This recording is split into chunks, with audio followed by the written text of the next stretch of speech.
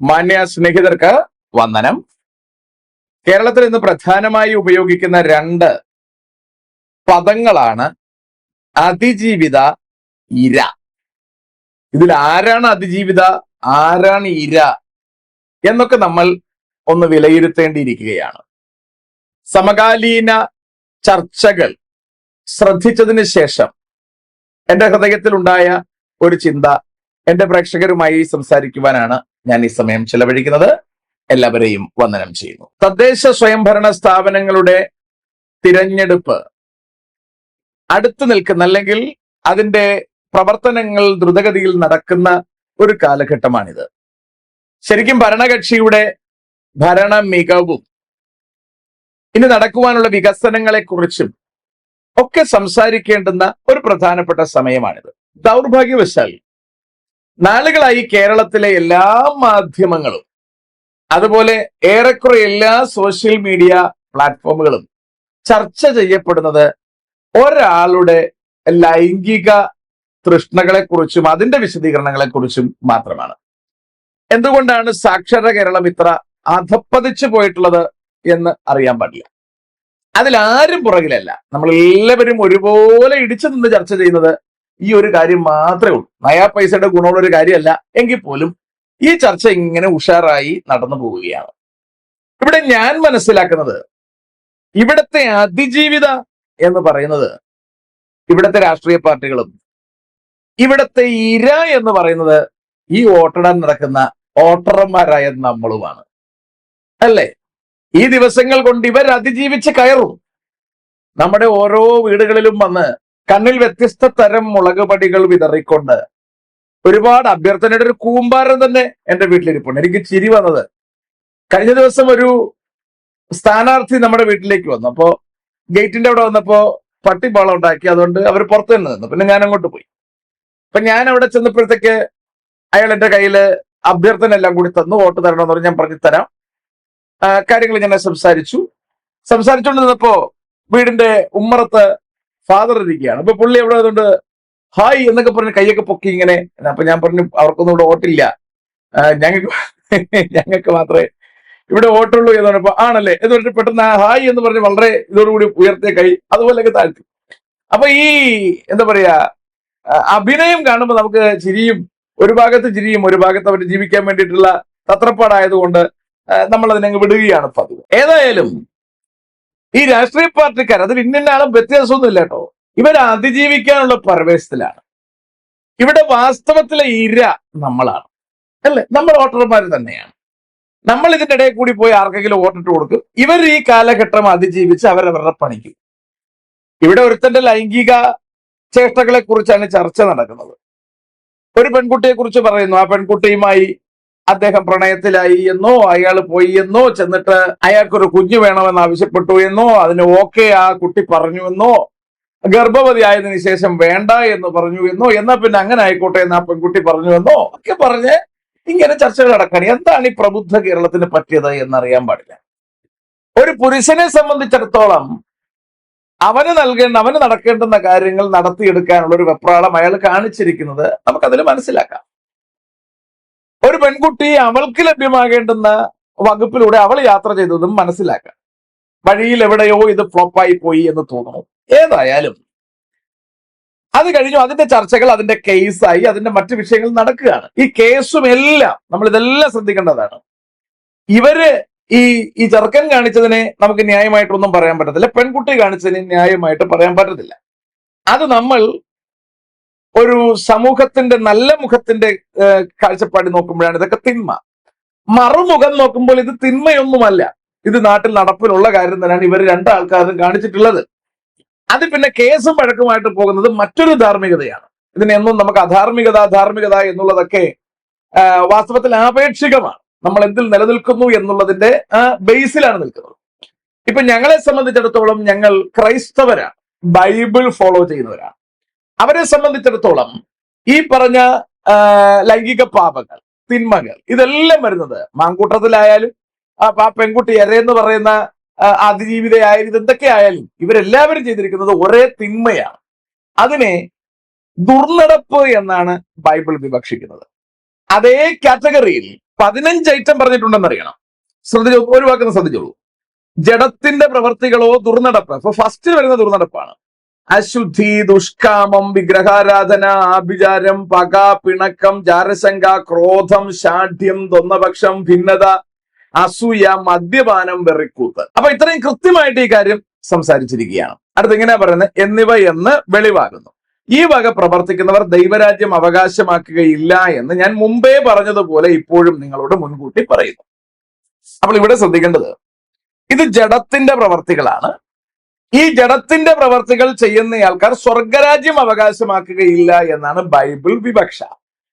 അപ്പോൾ ഇത് പാലിക്കാൻ നിർബന്ധിതരായിരിക്കുന്ന ക്രൈസ്തവരെ സംബന്ധിച്ചിടത്തോളം ഇത് പാപമാണ്. അപ്പോ രാഹുല് ഇതുമായിട്ട് ബന്ധമുണ്ടോ എന്ന് എനിക്കറിയില്ല. അദ്ദേഹം പറയുന്ന ഇര ഇതുമായിട്ട് അദ്ദേഹത്തിന്റെ ഇരകൾ ഇതുമായിട്ട് ബന്ധപ്പെട്ടവരാണോ എന്ന് എനിക്കറിയില്ല. അങ്ങനെയാണെങ്കിൽ അവർ ചെയ്തിരിക്കുന്നതിന് തെറ്റെന്ന് നമുക്ക് പറയാനാകില്ല, കാരണം അവരുടെ സ്കെയിൽ വേറെയാണ്. അപ്പോൾ അവരുടെ തെറ്റ്, നമ്മൾ പറയുന്ന തെറ്റ് അവർ ചെയ്തിരിക്കുന്നു. അവരുടെ ഭാഗത്ത് അത് തെറ്റല്ല. അതിങ്ങനെ തുടർന്ന് പോയതിന് ശേഷം അവരത് ബ്രേക്കപ്പ് ആയിരിക്കുന്നു. അപ്പോൾ കേസ് വെക്കണമായിട്ട് പോയിരിക്കുകയാണ്. അപ്പോൾ അവിടെ സ്വാഭാവികമായും നമ്മുടെ ഇന്ത്യൻ ഭരണഘടന അനുസരിച്ച് തെറ്റ് വരുന്നത് ഗർഭഛിദ്രവും ഒരു കുഞ്ഞിനെ കൊല്ലുന്നതുമായി ബന്ധപ്പെട്ട വിഷയങ്ങളാണ്. അതവിടെ നിൽക്കട്ടെ, അത് ഗവൺമെന്റ് നോക്കട്ടെ. അപ്പൊ ഞാൻ ആദ്യ ഭാഗം മാത്രം പറയാം. ആദ്യ ഭാഗമാണല്ലോ രണ്ടാമത്തെ പാപങ്ങളിലേക്ക് കൊണ്ടുപോയത്, തെറ്റുകളിലേക്ക് കൊണ്ടുപോയത്. അപ്പോൾ ഇവിടെ രാഹുൽ ഭരണത്തിലിരിക്കാൻ പാടില്ല, അയാൾ ഒരു MLA ആയിരിക്കാൻ പാടില്ല എന്ന് നമ്മൾ പറയുമ്പോൾ, ഇപ്പൊ ഞാൻ എന്നെ പോലെയുള്ള ഒരാൾ പറയുകയാണ് അങ്ങനെ രാഹുൽ ഭരണത്തിലിരിക്കാൻ പാടില്ല, അതിന് അയാൾ അയോഗ്യനാണ് എന്ന് നമ്മൾ പറഞ്ഞാൽ അതിന്റെ അടുത്ത ഭാഗങ്ങളോട് നമ്മൾ നോക്കണം. അതിനകത്ത് 15 ഐറ്റം പറഞ്ഞിരിക്കുകയാണ്. അതിനകത്ത് ഭിന്നത, വെറിക്കൂത്ത് ഇതെല്ലാം വരികയാണ്. ഭിന്നത രാഷ്ട്രീയക്കാർക്ക് മുഴുവൻ ഇല്ലേ? അപ്പൊ അവർക്ക് രാഷ്ട്രീയക്കാരനായിരിക്കാൻ പറ്റത്തില്ല.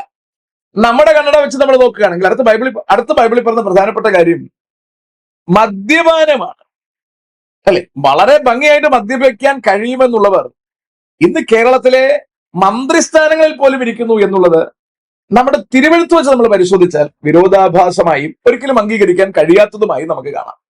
പക്ഷേ നാടിന്റെ നടപ്പിന് ഇങ്ങനെയൊക്കെ പറ്റത്തുള്ളൂ എന്നാണ് എനിക്ക് തോന്നുന്നത്. അതുകൊണ്ട് ഇന്ന് കേരളത്തിൽ ഇരിക്കുന്ന മന്ത്രിമാരെ വെച്ച് നമ്മൾ വിലയിരുത്തി നോക്കുമ്പോൾ ഈ ഒരാൾ ഒളിച്ചു നടക്കേണ്ടെന്ന കാര്യമൊന്നും ഉണ്ടെന്ന് എനിക്ക് തോന്നുന്നില്ല. അയാൾക്കും കൃത്യമായിട്ടും മന്ത്രിയായിട്ടിരിക്കാൻ പറ്റും. അയാൾ പാർട്ടി മാറിപ്പോയാൽ അടുത്ത ഇലക്ഷനിൽ നിർബന്ധം നിശ്ചയമായും അയാൾക്ക് ഒരു മന്ത്രിയായിട്ടിരിക്കാനുള്ള എല്ലാ യോഗ്യതകളും അയാൾക്കുണ്ടെന്നാണ് മനസ്സിലാക്കുന്നത്. ഞാൻ പറഞ്ഞു വന്നതിന്റെ അർത്ഥം, ഈ അതിജീവിത എന്ന് പറയുന്നത് ഇവരാണ് ഈ അതിജീവിക്കാൻ വേണ്ടി പാടുപെടുന്നത്. നമ്മൾ ഇരകളാകാതിരിക്കാൻ സൂക്ഷിച്ചാൽ നന്നായിരിക്കും. ഞാനിപ്പോ ഇങ്ങോട്ട് ഷൂട്ടിനോട്ട് കയറുന്നതിന് തൊട്ട് മുമ്പ് കണ്ട ഒരു വീഡിയോ കണ്ട് ഞാൻ ഞെട്ടിപ്പോയി. വാർത്തക്കാരെല്ലാവരും വളരെ BGM ഒക്കെ ഇട്ട് ഇങ്ങനെ ശക്തമായി ഒരു പുതിയ വാർത്ത പോലെ, ഇപ്പൊ ചുട്ടെടുത്ത അപ്പം പോലെ ഇങ്ങനെ പരസ്യം ചെയ്തത്, രാഹുലിനെ ബാംഗ്ലൂരിലേക്ക് കടത്തിയ ഡ്രൈവർ പിടിയിൽ.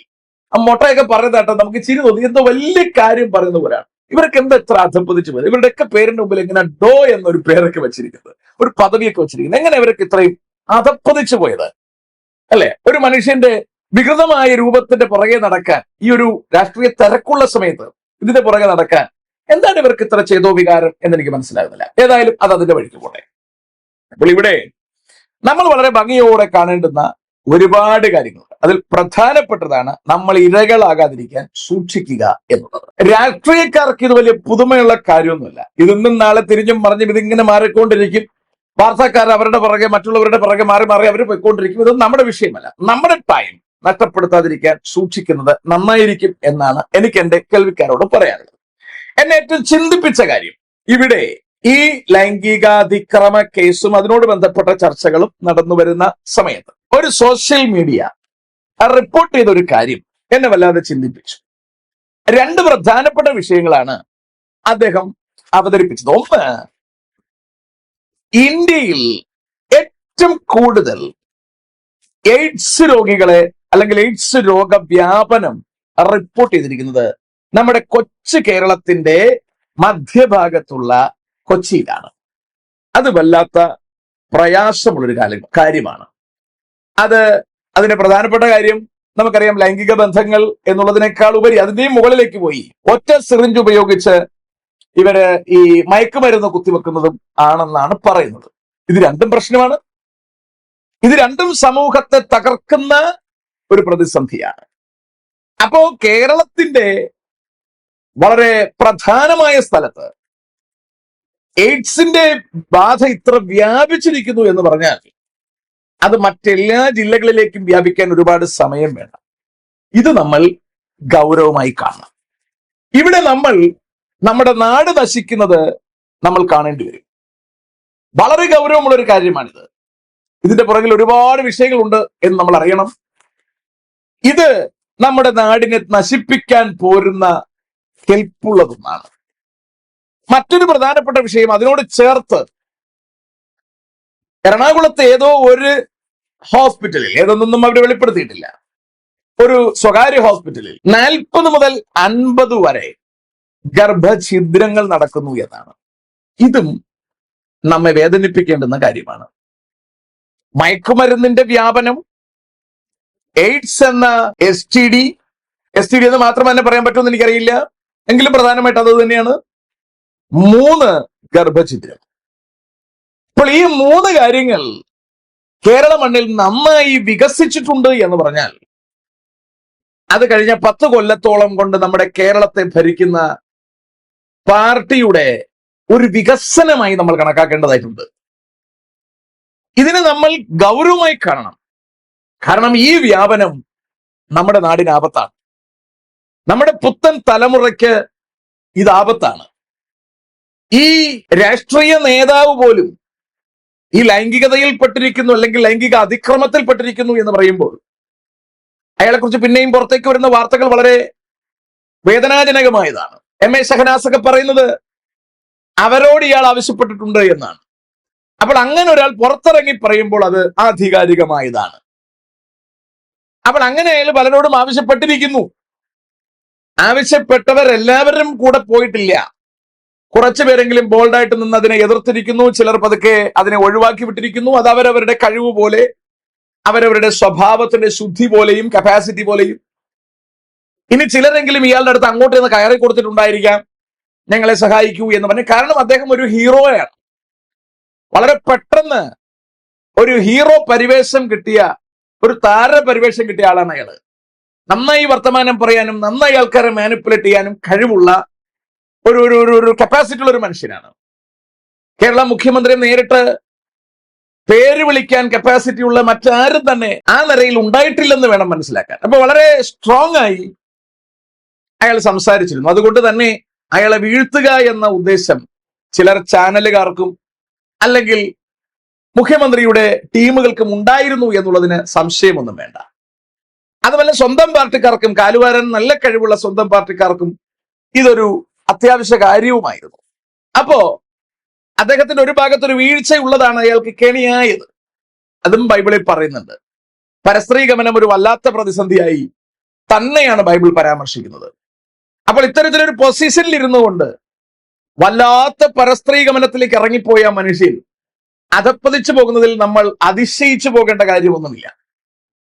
1000 വിവാഹം കഴിച്ചു എന്ന് അവകാശപ്പെടുന്ന ശലോമോൻ പറയുന്ന ചില പദപ്രയോഗങ്ങളുണ്ട്. സദൃശവാക്യം 5:3 മുതലാണ് പറയുന്നത്, പരസ്ത്രീയുടെ അധരങ്ങളിൽ നിന്ന് തേൻ ഇറ്റിറ്റ് വീഴുന്നു, അവളുടെ അണ്ണാക്ക് എണ്ണയേക്കാൾ മൃദുവാകും. പിന്നത്തേതിലോ അവൾ കാഞ്ഞിരം പോലെ കയ്പും ഇരുവായ്ത്തല വാൾ പോലെ മൂർച്ചയുള്ളവൾ തന്നെ. കണ്ടോ, ഇവള് വളരെ സ്നേഹം നടിച്ചിരിക്കുന്നു, ഇവള് വർത്തമാനം പറഞ്ഞിരിക്കുന്നു, ഇവൾ ഇവിടെ നിന്ന് യാത്ര ചെയ്ത് പാലക്കാട് എവിടെയോ ചെന്ന് ഏതോ റിസോർട്ടിൽ വെച്ച് അയാളുമായി ശാരീരിക ബന്ധം പുലർത്തിയിരിക്കുന്നു. കണ്ടോ, അവിടെ എല്ലാം അവൾ വളരെ തേനിറ്റിറ്റ് വീഴുന്ന ഒരു അനുഭവമായിരുന്നു.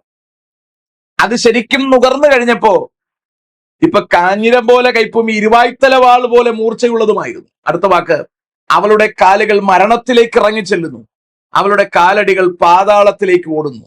ജീവന്റെ മാർഗത്തിൽ അവൾ ചെല്ലാതെ വണ്ണം അവളുടെ പാതകൾ അസ്ഥിരമായിരിക്കുന്നു, അവൾ അറിയുന്നതുമില്ല. ആകയാൽ മക്കളെ, എന്റെ വാക്ക് കേൾപ്പിൻ, എന്റെ വായിലെ മൊഴികളെ വിട്ടുമാറരുത്.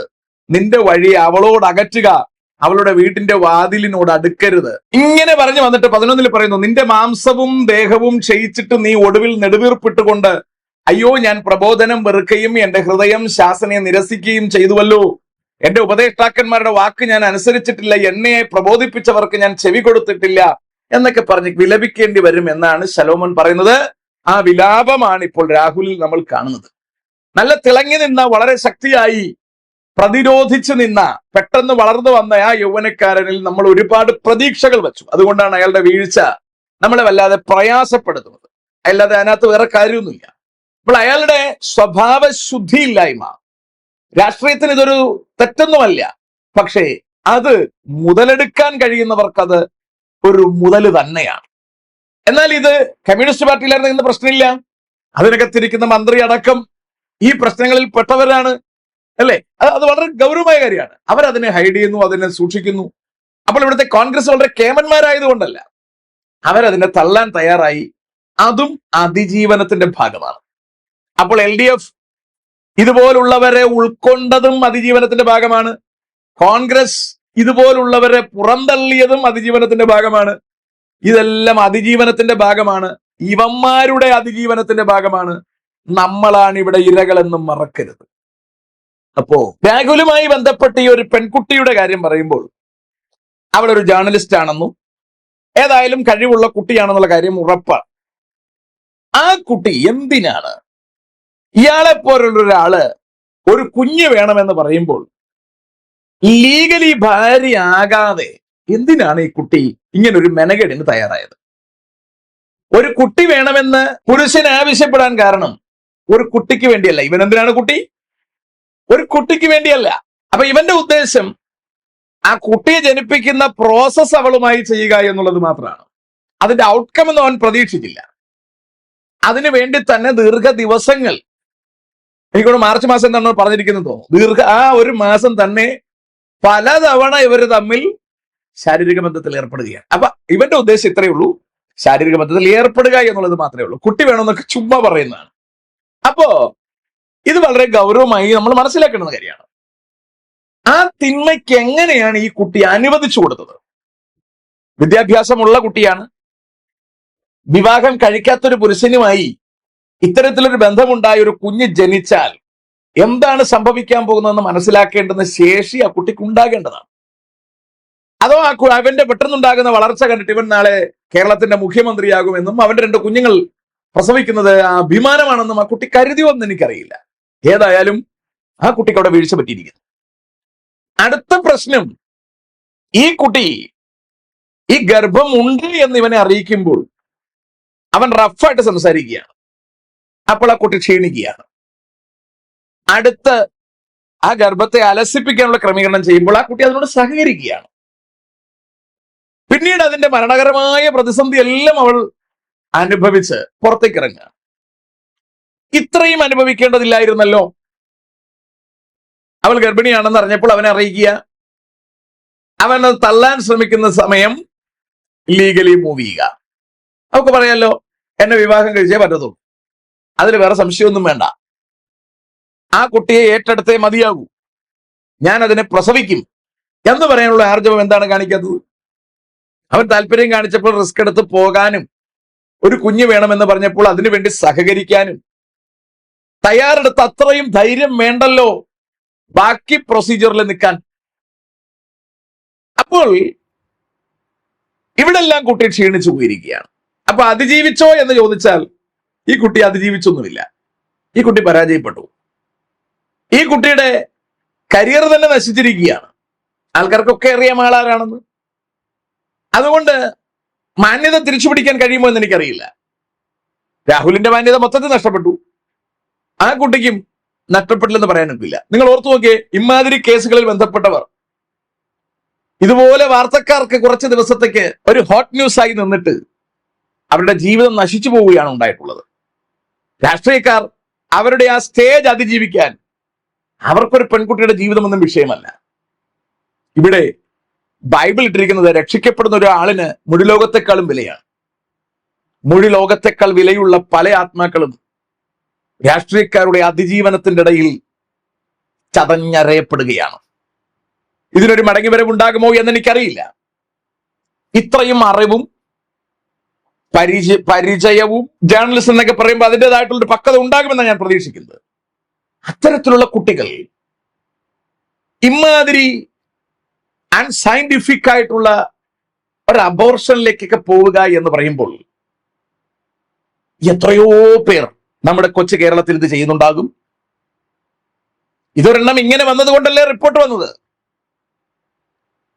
ഇനി സയന്റിഫിക് ആയിട്ട് ഹോസ്പിറ്റലിൽ ചെന്ന് 40 മുതൽ 50 വരെ ഗർഭഛിദ്രം ഒരു ദിവസം നടക്കുന്നു എന്ന് പറഞ്ഞാൽ എവിടെ ചെന്ന് നിൽക്കുന്നു നമ്മുടെ കേരളം? എന്തുകൊണ്ടാണ് ഇത്തരത്തിൽ ലൈംഗിക അരാജകത്വങ്ങൾ, അധാർമികതകൾ, മദ്യപാനങ്ങൾ, ലഹരിയുടെ വ്യത്യസ്ത ഉപയോഗങ്ങൾ നടമാടുന്നു എന്ന് ചോദിച്ചാൽ ഇതിന്റെ പുറകിൽ നിരീശ്വരവാദത്തിനൊരു പ്രധാന കൈയുണ്ട്. നിരീശ്വരവാദം കുട്ടികളെ സ്വതന്ത്രരാക്കുന്നു. മാതാപിതാക്കളെ നോക്കേണ്ട കാര്യമില്ല, സ്നേഹബന്ധങ്ങൾക്ക് സ്ഥാനമില്ല, ദൈവം എന്നതില്ലേ ഇല്ല, മരണാനന്തര ജീവിതവുമില്ല, ഒന്നുമില്ല. തിന്നുക, കുടിക്കുക, ആനന്ദിക്കുക എന്ന നിലയിലേക്ക് സമൂഹത്തെ കൊണ്ടെത്തിക്കുന്നതിൽ ഒരു പ്രധാന കൈ ഇപ്പറഞ്ഞ നിരീശ്വരവാദത്തിനുണ്ട്. ഫ്രീ തിങ്കിങ് എന്നും ഏടാകൂടവും എന്നും പറഞ്ഞ് ഇവർ കൊണ്ട് നടക്കുന്നത് കപ്പലുകൾക്കകത്തും ബോട്ടുകൾക്കകത്തുമൊക്കെ സുരക്ഷിതരായി യാത്ര ചെയ്യുന്ന ആൾക്കാരെ അവലുകളിൽ നിന്ന് വലിച്ച് വെള്ളത്തിലേക്ക് ഇറക്കിയിട്ട് കരകയറാൻ പറ്റാതെ വെള്ളത്തിൽ നീന്തിപ്പോകുന്ന അല്ലെങ്കിൽ മുങ്ങിച്ചാകുന്ന കുഞ്ഞുങ്ങളെ സൃഷ്ടിക്കുകയാണ് ഇവരുടെ പരിപാടി. ഇവകളെ തിരിച്ചറിയുവാൻ സമൂഹം ഉണരണം, പഠനങ്ങൾ കൂടുതൽ ഉണ്ടാകണം. തിന്മയേതെന്നും നന്മയേതെന്നും ജനം തിരിച്ചറിയാൻ പാകത്തിന് അതിന് പറ്റിയ ഗ്രന്ഥങ്ങൾ ഉപയോഗിച്ച് പഠിപ്പീരുണ്ടാകണം. ഇന്നിപ്പോ കണ്ടോ, ലൈംഗിക അരാജകത്വങ്ങൾ, അതിൽ നിന്നും ഊരിപ്പോകാനുള്ള ഊടുവഴികൾ നിയമത്തിൽ ഒരുപാടുണ്ട്. അതുകൊണ്ട് നിയമം കൊണ്ട് നല്ലൊരു സമൂഹം ഉണ്ടാകുമോ എന്ന് ചോദിച്ചാൽ സാധ്യമല്ല. സമൂഹത്തിൽ ഇന്ന് നിലനിൽക്കുന്ന ധാർമ്മികതയ്ക്ക് അടിസ്ഥാനമുണ്ടോ എന്ന് ചോദിച്ചാൽ നാളത്തെ സമൂഹത്തെ പടുത്തുയർത്താനുള്ള അടിസ്ഥാനം അതിനില്ല എന്ന് നമ്മൾ പറയേണ്ടി വരും. അതുകൊണ്ട് ആകാശവും ഭൂമിയും മാറിയാലും മാറ്റം വരാൻ സാധ്യതയില്ലാത്ത, മാറാത്ത തിരുവെഴുത്തുകളെ അടിസ്ഥാനപ്പെടുത്തി ഒരു ഉറപ്പും കെട്ടുറപ്പും നട്ടല്ലുറപ്പുമുള്ള ഒരു സമൂഹത്തിന് ജന്മം കൊടുക്കാൻ നമുക്ക് കഴിയണം. അതിനുവേണ്ടി നമ്മൾ ശ്രമിച്ചാൽ നന്നായിരിക്കുമെന്നാണ് എനിക്ക് എന്റെ കേൾവിക്കാരോട് പറയാനുള്ളത്. അതുകൊണ്ട് ഇവിടെ അതിജീവിക്കാൻ നിൽക്കുന്ന രാഷ്ട്രീയക്കാരുടെ മുമ്പിൽ വെറും ഇരകളായി നമ്മൾ നിന്നു പോകരുത്. അവർ നമുക്ക് വെറുതെ ചൂണ്ടയിൽ എന്തെങ്കിലുമൊക്കെ കോർത്തിട്ട് തന്നിട്ട് നമ്മളെ കൊണ്ട് നമ്മുടെ സമ്മതിദാന അവകാശങ്ങൾ കൊണ്ട് നേടിയെടുത്ത് അർഹിക്കാത്ത പദവികളിൽ അർഹതയില്ലാത്തവർ ചെന്നെത്താതിരിക്കേണ്ടതിന് കരുതലോടെ നമ്മൾ നിൽക്കേണ്ടുന്ന സമയമാണ്. എല്ലാവരും നിങ്ങളുടെ സമ്മതിദാന അവകാശങ്ങൾ ഉപയോഗിക്കണം. എല്ലാ ഇന്ത്യക്കാരും നമ്മുടെ അവകാശങ്ങൾ ഉപയോഗിക്കണം. ഉപയോഗിച്ചുകൊണ്ട് ആരാണ് ഇവിടെ ഭരിക്കേണ്ടത്, ആരാണ് ഇവിടെ കാര്യങ്ങൾ ചെയ്യേണ്ടത് എന്ന് കഴിവും മികവുമുള്ളവരെ നമ്മൾ തിരഞ്ഞെടുക്കുവാൻ തയ്യാറാകണം. അതിന് പാർട്ടി പോലും നോക്കരുതെന്നാണ് എനിക്ക് നിങ്ങളോട് പറയാനുള്ളത്. തദ്ദേശ സ്വയംഭരണ സ്ഥാപനങ്ങളുടെ ആൾക്കാരെ നമ്മൾ തിരഞ്ഞെടുക്കുമ്പോൾ പാർട്ടിയേക്കാൾ ഉപരി ആ വാർഡിൽ, ആ ഏരിയയിൽ എന്തെങ്കിലുമൊക്കെ ചെയ്യാൻ കഴിവുള്ളവരെ തിരഞ്ഞെടുക്കാൻ ഉള്ള തയ്യാറെടുപ്പ് നമ്മൾ തയ്യാറാകണം. പാർട്ടിക്കാരുടെ പിറകെ പോയി ഇരകളാവാതിരിക്കുക. ദൈവം നമ്മെ അനുഗ്രഹിക്കട്ടെ.